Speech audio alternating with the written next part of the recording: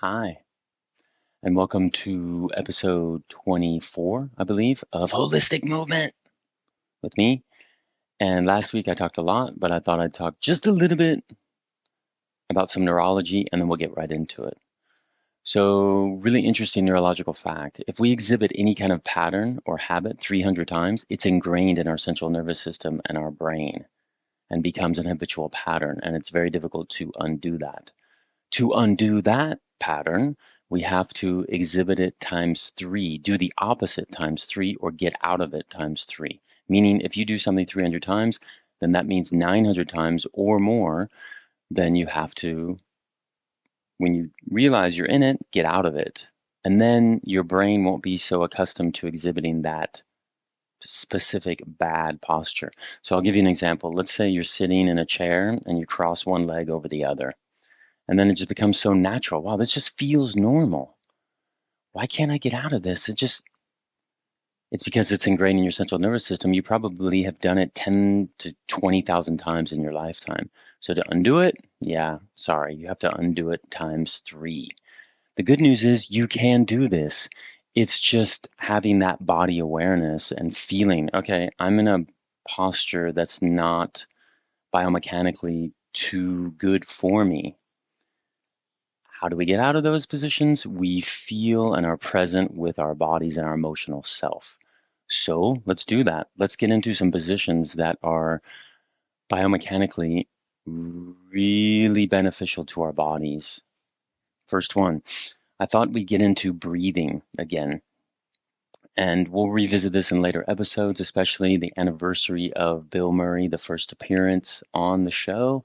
And I'd really like to bring Bill back because I miss him. I love Bill.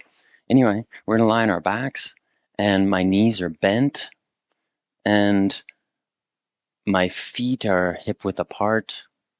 I'm going to pull my shirt up just so you can see my belly. And all we're going to do, I'm going to place one hand on my belly. I'll place this other hand up here so you can see it a little bit better.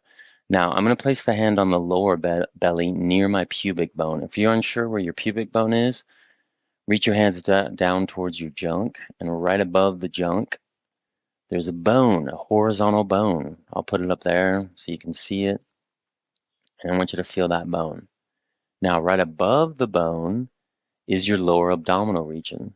And this is an area that we rarely breathe into. Usually when we breathe, we're breathing into the upper abdominals or the mid-abdominals, the belly there. So I really want you to just place your hand further down so you can feel it. And when we do breathe into that, it can move. There's an area that doesn't move a lot for people. And this is what we're trying to do. We're trying to bring proprioception, the fancy word for sensitivity and feeling into parts of our body that are normally not moving. So, whichever hand you want to place there, you can place both hands too if you want. When we inhale, that area moves up towards the ceiling. Exhale, it comes down. Inhale goes up. Exhale goes down. Inhale goes up. Exhale goes down. Inhale goes up. Exhale goes down. Now, we're not forcing this. We're not pushing. Yeah, I'm gonna go get her. I'm gonna get it. This is not about pushing. This is about effort without effort, relaxing into the movement, meaning can you let your breath move your body and not your mind, even though your mind is following suit because you're feeling that.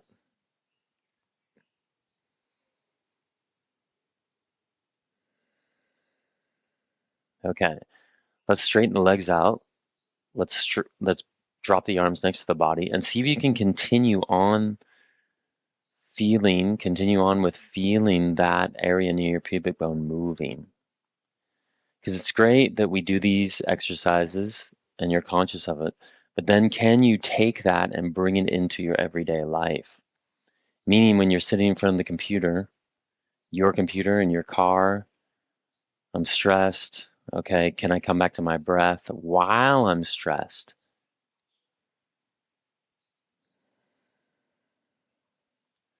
Okay, second movement. We're going to place both hands onto the sides of the rib cage. I'm going to come sit up just so I can show you. This is an area that we do not utilize and do not use when we breathe. See how my hands go out laterally away from me?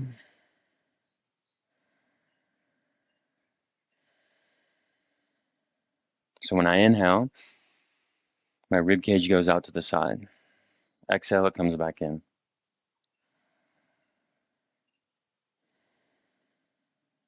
Okay, we're going to do that lying down. Keep the knees bent. That puts your lower back into a better position. My hands are to the side. If you feel more comfortable with your thumbs on top, please do that. So we're going to inhale. And it's like our rib cage. It's not like our rib cage. I'm trying to get out of using the word like.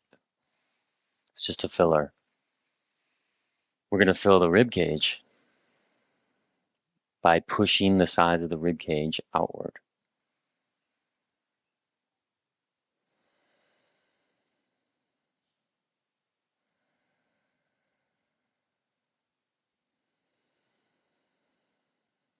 And then when you exhale, the rib cage comes back towards the spine.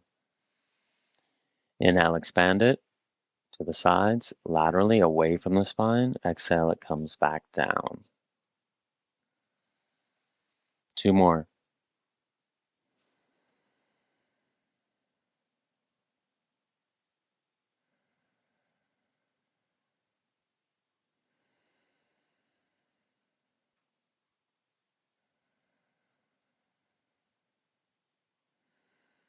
Okay, drop both arms, straighten the legs out. Now we've got actually 3 areas to concentrate on. We've got the area of our lower abdominal region near the pubic bone to expand upward. And then we've got the 2 lower sides of our rib cage, the lateral sides of our rib cage, that we're expanding to the left and right. So those 3 areas, can you expand them on the inhale? Exhale, bring them back in.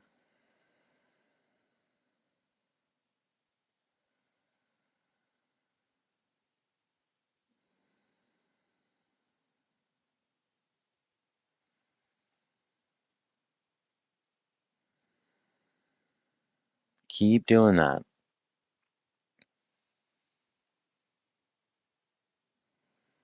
And I want you to keep those in mind when we're doing all the following postures in today's episode. Okay, let's bend our right knee. Roll on over to our left-hand side. Come on up. And I don't know if you see this, I got my trusty pelvis here because I thought we would go over the relationship between the pelvis and the feet. So many years ago when I started structural integration school, mainly in Maine, as my close friend of mine here says, is every train station in Maine the main station? So, I know. Think about this. When your pelvis comes into an anterior tilt and a posterior tilt, it affects the position of your feet. So when I started structural integration school many years ago, this is one of the first things that they introduced to us. And at the time, I really couldn't comprehend it, didn't really understand it. And coincidentally, I was re-listening to the podcast that I told you about before, episodes before, with a chiropractor in PETA, Atia. And because I have to just re-listen, so then I can retain it because it's so much information and this is complex. So anyway, she brought up the same situation about the relationship between the pelvis and the feet. So I thought we'd go over that. And more than anything, this is just an exercise for you to feel the relationship of your pelvis in space and how it influences the position of your inner arches. So let's say that this is your pelvis, and your pelvis comes into a posterior tilt, meaning the top of the pelvis goes backwards like that. Okay, we call this a posterior tilt of the pelvis. Now, The opposite is anterior tilt, when the top of the pelvis goes forward. And I'll try to put arrows there. So we got posterior tilt and we got anterior tilt. If you're sitting or lying, try that. Go into anterior tilt, go into posterior tilt. I'm doing it while I'm sitting and holding this pelvis. I'm going into posterior tilt, anterior tilt. Now, we're gonna lie on our backs, and then I'm gonna see if you can feel how the pelvis, when it comes into that posterior tilt, anterior tilt, how does it influence the position of your femurs, your tibias, your fibulas, and your feet? Okay, so we're gonna lie back. Legs are straight. Relax first, and take a few breaths. Feel how the sacrum is touching the floor. Then what I want you to do is tuck the tailbone under, meaning come into a posterior tilt. So you're trying to push your lower back into the floor, okay, and suck your belly in. Now come into an anterior tilt. Let's just do that first before we connect the relationship between the pelvis and the femurs and the feet. So we just do posterior tilt and then anterior tilt. Okay, we did this last week. Remember when we were connecting the rib cage and the head to that tilt? So posterior tilt, anterior tilt. Okay, now, see if you can close your eyes, and I want you to come into a posterior tilt and feel where and if the pressure in your heels changes. And then when you come into anterior tilt, how does the pressure in your heels change here and your feet? Let's do it a few more times. If you're not able to feel it, that's okay. Okay, now I'm going to tell you what I'm feeling. When I bring my pelvis into a posterior tilt, I feel more pressure in the back of my heels. When I come into an anterior tilt, it feels like my feet, my toes are dropping, meaning my toes are getting further away from my nose. And then when I come into a posterior tilt, the top of my feet are coming closer to my face, to my nose. What about you? Let's do it a few more times.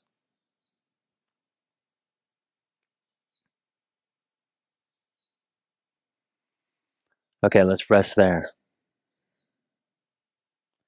Now, more than anything, even if you didn't feel that change in pressure, what you're doing neurologically is you're helping the body assimilate and connect your pelvis to your femurs, to your knees, to your lower legs, to your tibias, your fibula, and your feet and your ankles, which is a wonderful thing.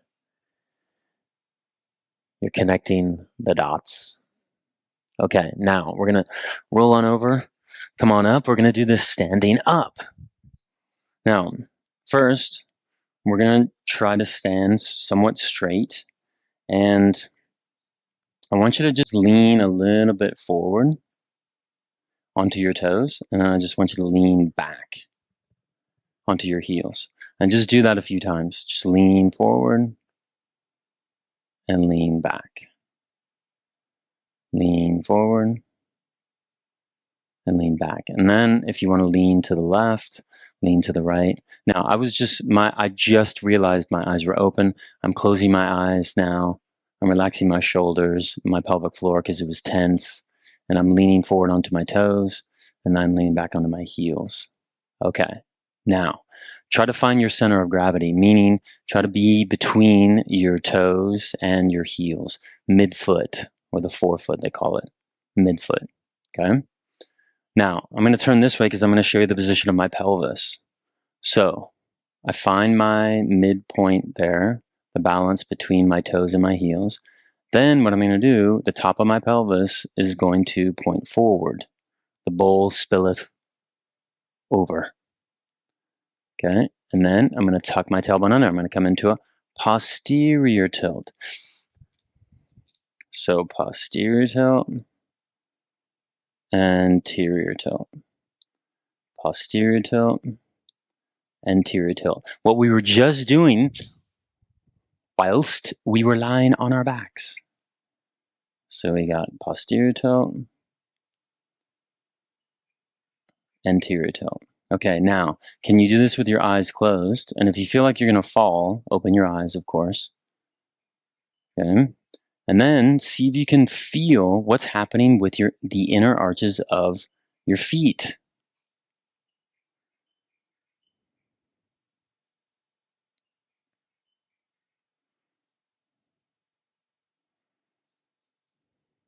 Okay. Now, if you would like to, stop the video and just put in the comments, Rob, I feel this. And then I'll feel validated because I need all the validation I can get. Remember, folks? But for me, I feel when I go into an anterior tilt, my inner arches press down into the floor, my big toes press down. When I come into a posterior tilt, tuck that tailbone under, my inner arches raise up and I come into what they call supination, meaning that the inner arches come up. In anatomy trains terminology, we call this a lateral tilt. And then with anterior tilt, the inner arches medially tilt. Anterior tilt, medially tilt. And that's all we're doing. This is the exercise. I just want you to feel the relationship between the position of your pelvis and the inner arches of your feet.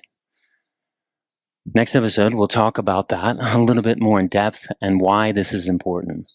Okay, let's lie on our backs. Let's rest here. Now, while you were doing that, maybe you felt some wonkiness or weirdness and maybe some pain in your SI joints. If you did, awesome. Meaning, I'm not happy that you feel pain. I'm happy that you're able to feel that. And so now the next step is do something about it. Release it. Release that tension. Every exercise is a test and every test is an exercise, meaning every exercise that we do is a diagnostic tool to help you feel where you're holding tension in your body. Take a few more breaths.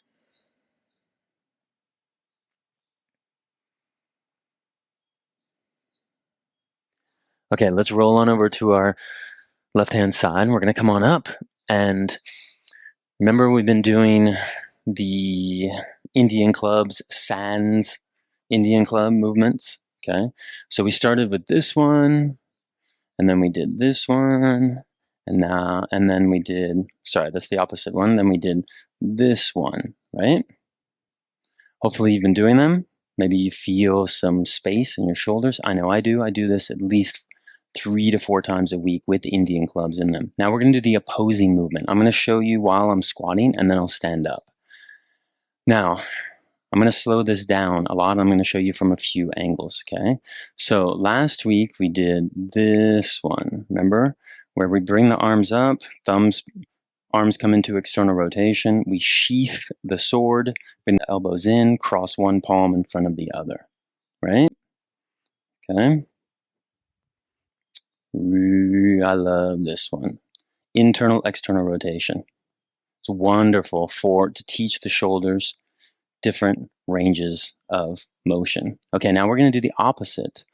So what we're going to do is we're going to face the palms, the thumbs downward here, and arms are in internal rotation. So internal rotation. Okay, sorry, I just want to show you from your perspective. And then let's pass the right hand in front of the other one. Now, thumbs upward, elbows in together, and then elbows out. External rotation, bring the thumbs up, drop them. Now the left hand in front. Sorry, that's right, left hand in front. And then it passes behind. Elbows together, come up. Right wrist in front. So let's talk about this transition. Left arm in front, cross the arms in front. Then they uncross, elbows together. Elbows come away, external rotation. Bring the arms up, let them drop. Swinging.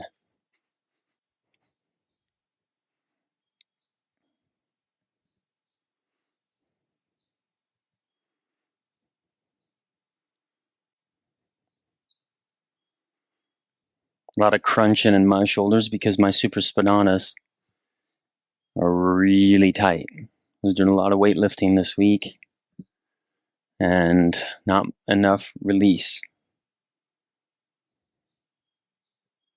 Thumbs down, swords are down, then unsheath the sword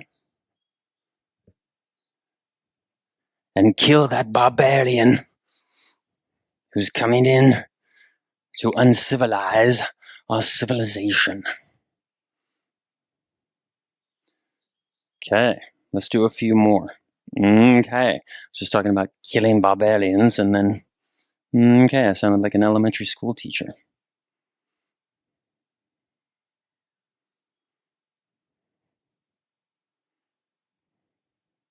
Now, do you notice the position of my shoulders? When I come down, the shoulders drop on down, and then they raise up. Decompression. Decompression. Decompression. One more.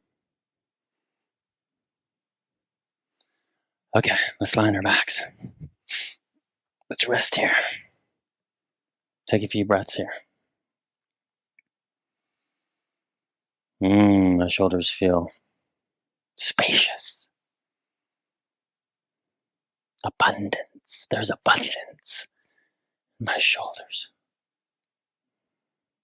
Multifidus? Would that be a word? Magnanimous. There we go. Magnanimous. Can you let your shoulders just completely drop here? Okay, bend your right knee, roll on over. And next position, it's a precursor and preparatory pose. I don't know why I said preparatory pose for the primal movement poses that we're going to do later. This is a static abductor stabilization technique, and this is the pointer dog or the bird dog. Stuart McGill uses this a lot, and I love this position. I've been teaching it for many years, and I'll never stop doing this position to help stabilize and strengthen my abductors, my glute med and minimus. I'm going to show you from a few angles, and my hands are under my shoulders.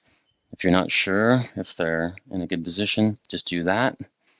So your hands are in line with your shoulders, spine straight, and then just drop on down. Now, my knees are under my hips. I'm going to come a little bit more forward here. So hopefully I'll be in center of the frame here. I'm going to show you the position of my lower back because I'm going to find a neutral position for my pelvis. I'm more in an anteriorly tilted pelvis. You may be in posterior. So how do we know where's a proper position for our lower back in relation to the pelvis? Find the middle ground of those two. So here's the extreme anterior. Here's extreme posterior. I'm going to find the middle ground of those two. I'm going to engage in that breathing that I did earlier in today's episode. So engage my lower abs near my pubic bone and then the sides of my rib cage. But that's part of the circumferential breathing that we've practiced for a while. So if you just want to engage in that, so watch, I'm just going to relax my belly and my pelvis comes into an anterior tilt. And then I circumferentially squeeze that in. You like that adverb? Squeeze it in. There's my stabilization. So I look fat. Boom. And then bring it on in. Okay. Now, I'm going to stabilize with my right leg, meaning I'm going to tighten my right glutes. I'm going to lift my left leg up and not let my pelvis shift to the right. You'll see from this camera, if I don't stabilize here, my hip just drops out to the side. If you feel that hip drop out to the side, slap your booty in punishment. I'm going to bring this left leg up. A lot of people bring it up too high, and then it makes the booty uneven. Then I'm going to bring my right arm out to the side, my thumb up. That way I engage my lower traps.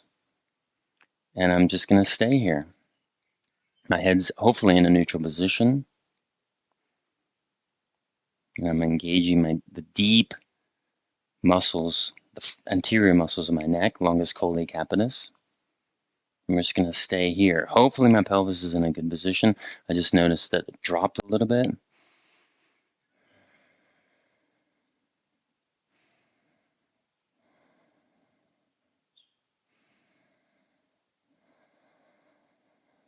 Let's stay for about 3 more breaths.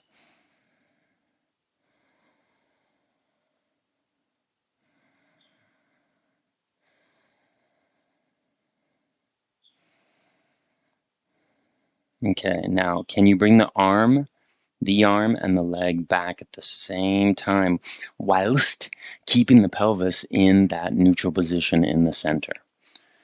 I'm going to rest here. I'm going to look fat in front of y'all. I'm okay with that. And let my belly just drop.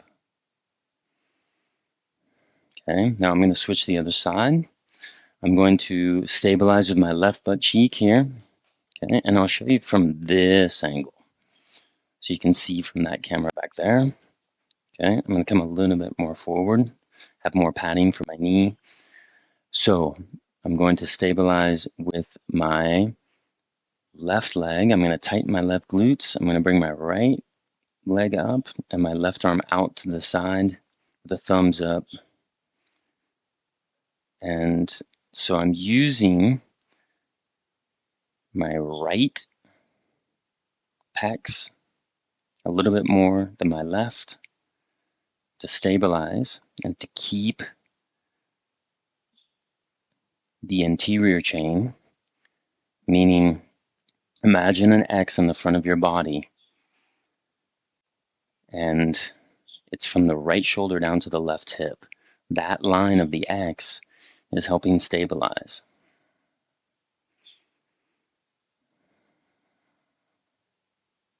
I'm relaxing this left shoulder, but I'm still engaging the lats and the pecs. Let's stay for 2 more breaths.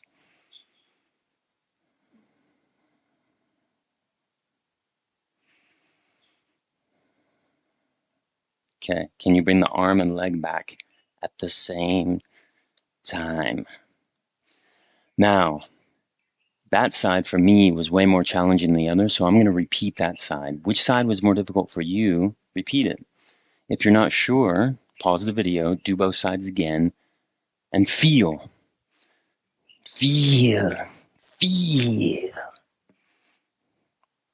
Okay, so I'm going to stabilize my left leg. I'm going to lift my right leg and my left arm up at the same time. I'm going to relax my left foot. I'm not curling the toes under because I want to stabilize with the hip, not the foot. I'm going to relax my left shoulder, engage my lats on both sides. My head's in neutral. I'm pushing my chin into the back of my head. There's so much to remember here. This is a great brain exercise too. Here's my breath. Circumferentially squeezing in.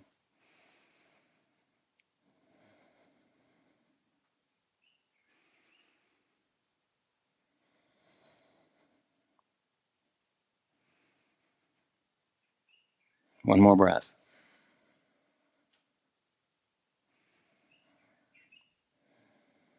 Okay, bring the arm and the leg back at the same time, trying to keep that left hip from deviating to the left. And then we're going to lie on our backs. We're going to rest. Man, I love that position. What a great precursor to teach stabilization and to prep the nervous system for the dynamic movement that we're about to do. We just did static, so in a second we're going to do dynamic. Feel what's turning on in your body here as you're resting and letting your body fall. Feel. Feel.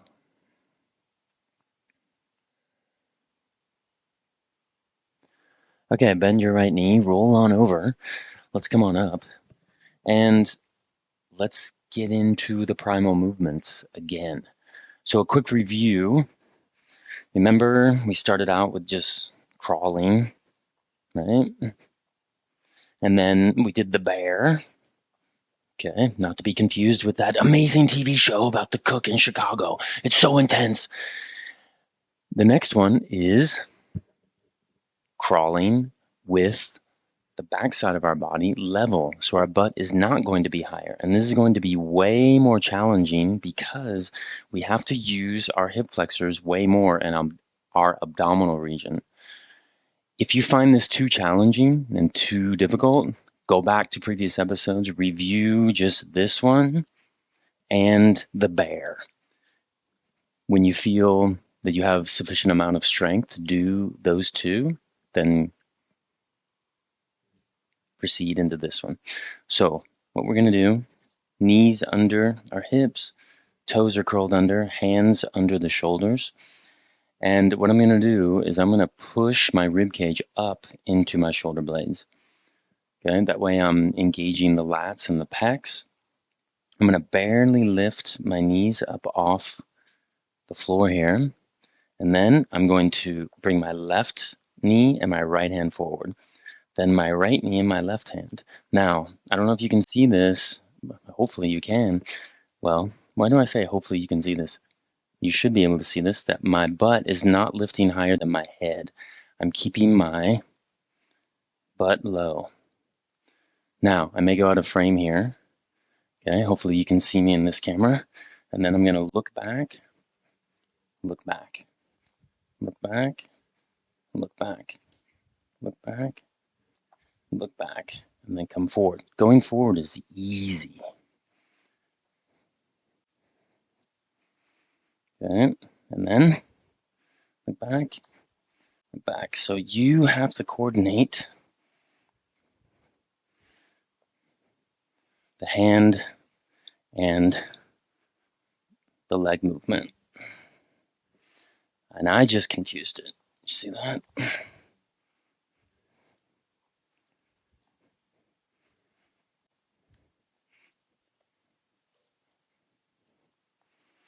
Let's do one more.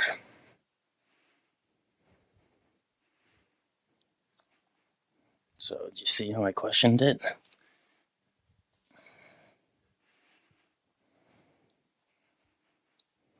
Okay, let's turn over. Let's lie on our backs. Let's rest here.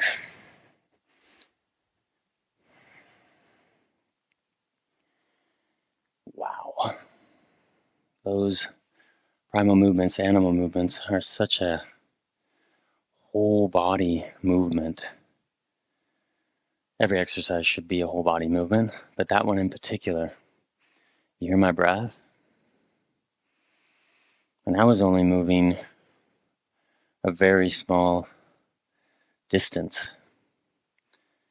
I do this a lot outside, and I have a much longer range, and it's such an amazing, tiring, but movement that I can feel my whole body being activated.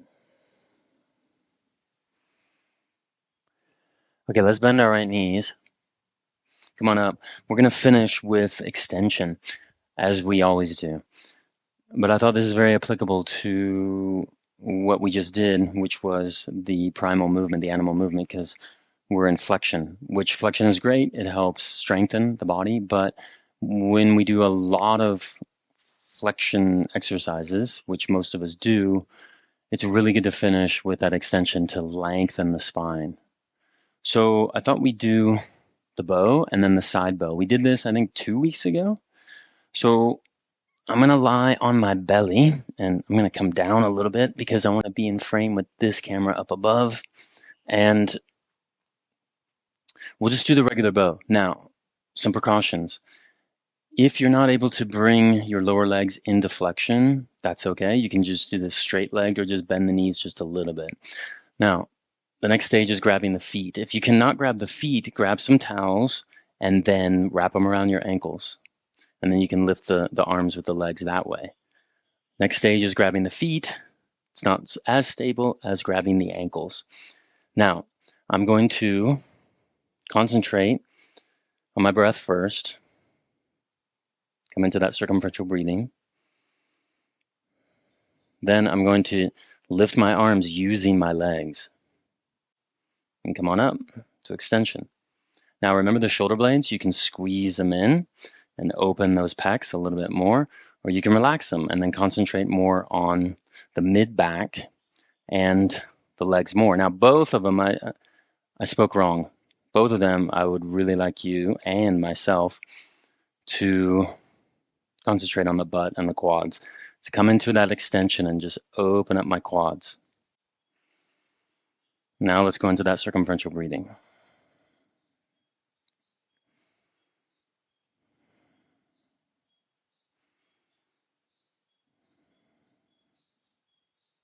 My tongue was tense. I just relaxed my tongue. What about you? How's your jaw?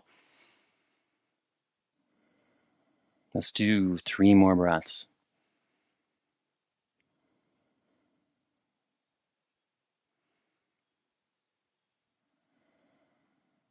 Okay, let's slowly come on down. Place the palms on the chin. Let's rest here.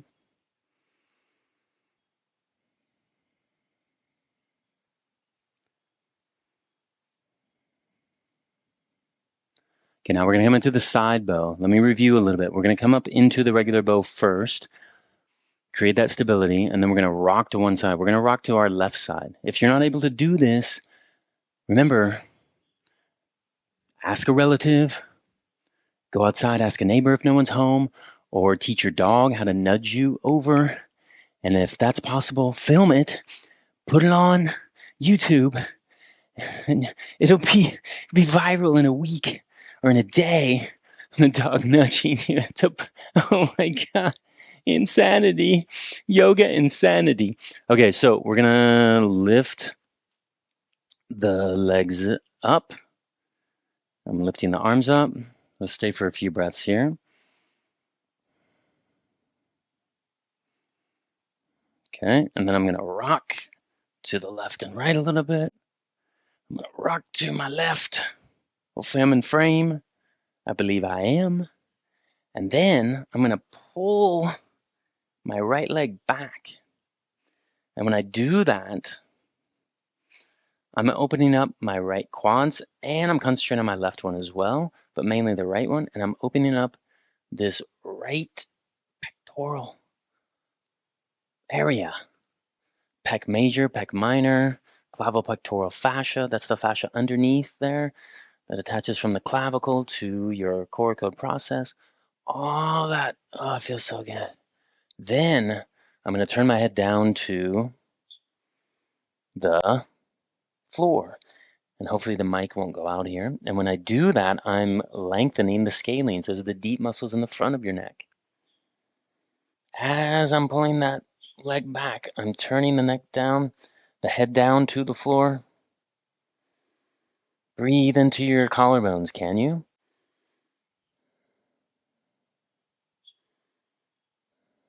Okay, now let's come on back to the center. Rest here for a tick as I switch my mic to my other side here. Sorry about that. Okay, here we go. Come on up again. Let's rock this a little bit. Rock it. And now I've got pulling my left leg back. Oh, yeah. Now I'm going to turn my head down to the right. Man, I love this. And my left one is way more constricted, has more gook in it. So I really want to breathe high up into my pecs. Breathe into my collarbones. Remember, the first 5% of inhalation is in your scalenes. It's pulling those upper ribs. Your lungs go all the way up, past, superiorly to your collarbones. Can you breathe into the top of your lungs? At the same time, open up that left shoulder and those pecs. And then I'm turning my head down, open those scalenes a little bit more. I'm staying a little bit longer because my left one's holding more. If you want to switch back to the other side, please do. One more breath. Okay, let's slowly come on back. Oh, yeah. And place your palms under the chin. Let's rest here. That cracking you heard was my knee. I'm okay, folks. Okay, let's turn over. Let's lie on our backs. Let's rest here. Take a few breaths here. And then let your body fall. And I'm going to talk you through a really short visualization meditative exercise to help you let go of tension, hopefully, in your body and your mind. So what I want you to do with your eyes closed, visualize yourself floating on top of the ocean, any ocean you want. It can be crystal clear, blue, turquoise, or dark. It's up to you, depending on your mood. If you're not good at visualizing, think of the last time or something that you saw in relation to the ocean, maybe a picture you saw, maybe the last time you were at the ocean. Can you picture that? And then you're floating on top of the ocean, and now you have the ability to breathe underwater. You're a merman or a merwoman. And I want you to sink and let the ocean envelop you and sink down into the depths of the ocean. And just keep sinking. And let the magnitude, the largeness of the ocean hold you and support you. And let its flowing movement help you flow. And all the stress that you've been feeling recently, if you have, let it come out of your body and let the ocean absorb all that stress. Keep sinking, folks, into your ocean.